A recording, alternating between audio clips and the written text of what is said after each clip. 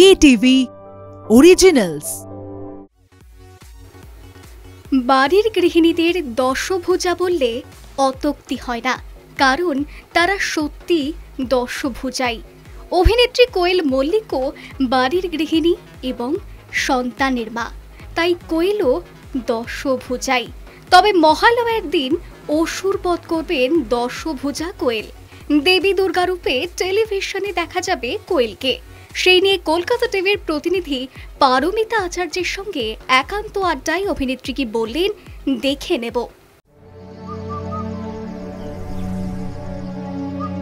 আপনার প্রিয় মাকাই বাড়ি এখন নতুন প্যাকে।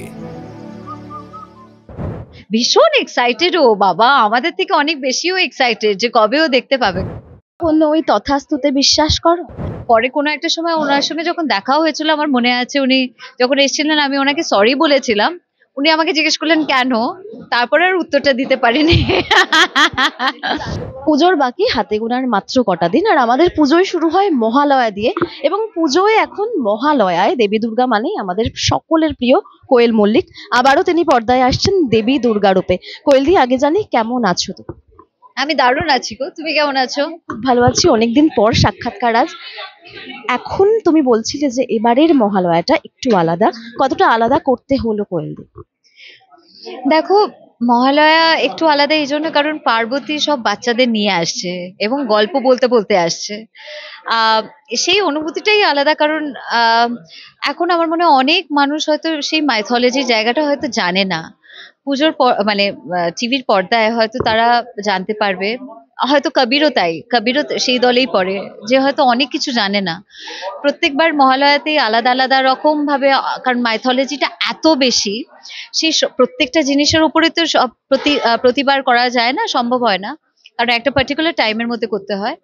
তো এইবারে সে মা হিসেবে সে তার সন্তানদের কি কি বলতে বলতে আসছে, যে আমার আদ্যাশক্তির রূপটা কেন হলো, আমার বগলামুখীর রূপটা কেন হলো, আমার কালী রূপটা কেন হলো, তো আমার মহামায়া রূপটা কেন হলো, প্রত্যেকটা রূপের যে বর্ণনা দেয় সেটা নিয়েই হচ্ছে মানে পার্বতী আসছে তার সন্তানদের সঙ্গে গল্প করতে করতে।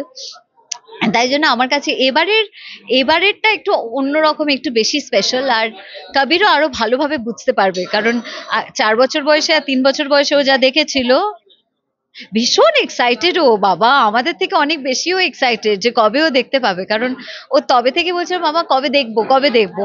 তো সেই জিনিসটা আমরা ডেফিনেটলি, আমি খুবই এক্সাইটেড যে ও ফাইনালি দেখবে। এবং আমার মনে হয় এইবারের মেমোরি ওর কাছে থেকে যাবে, কারণ 5 বছর বয়সের মেমোরি জেনারেলি আমাদের সবাইকারই আছে।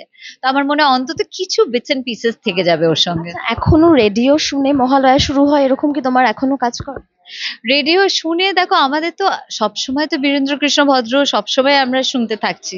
এখন যে একদম ভোরবেলা 3টে 4টের সময় উঠে যেটা আগে হতো, সেটা সত্যি কিছু বছর আর হচ্ছে না, কারণ সেটা সব অনেক অনেক কিছু নিয়ে। কিন্তু হ্যাঁ, এটা ঠিক কথা যে আমি আলাদা করে I make it a point যে সেই ছোট বয়স থেকে যেভাবে বাবা সবসময় ভোরবেলা উঠে আগের দিন রাত্রিবেলা এই ওট ওট ওট ওট শুরু হয়ে গেছে, আর সেই আমার চোখ থেকে ঘুমই যাচ্ছে না, আর তারপরে আমি দেখতাম। তো সেই জিনিসটা, সেই এক্সাইটমেন্টটা এখনো আছে। সেটা হয়তো অত ভোরে হয় না, কিন্তু কোনো একটা সময় কিন্তু আমি শুনি।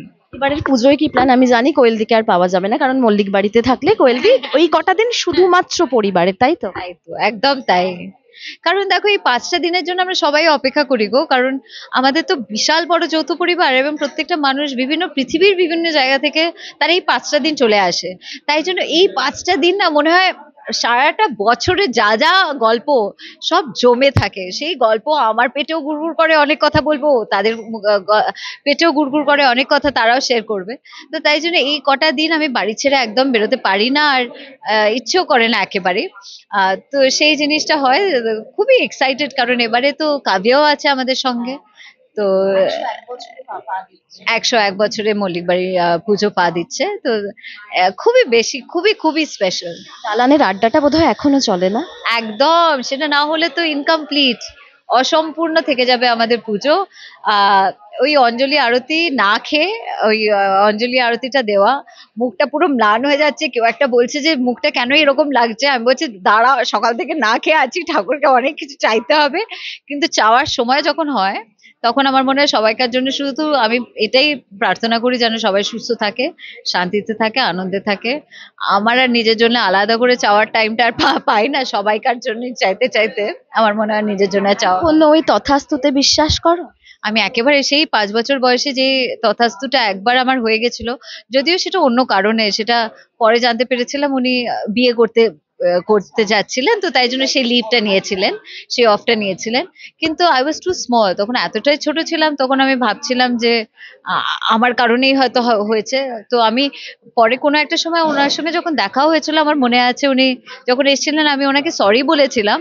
উনি আমাকে জিজ্ঞেস করলেন কেন, তারপরে আর উত্তরটা দিতে পারিনি। কিন্তু ওই একটা শিক্ষা সেই ছোট বয়সে পেয়ে গেছি, 5-6 বছর পেয়ে গেছি, আমার মনে হয় যে এটা একটা সারা জীবনের জন্য থেকে যাবে আমার সঙ্গে। শেষ করব জোর একটা শুভেচ্ছা, কি বলবে তুমি? শারদীয়ার প্রীতি, শুভেচ্ছা, ভালোবাসা সকলকে। পুজো দারুণ কাটুক, মজা করুন, আনন্দ করুন, আর সকলকে আনন্দে রাখুন। Thank you so much.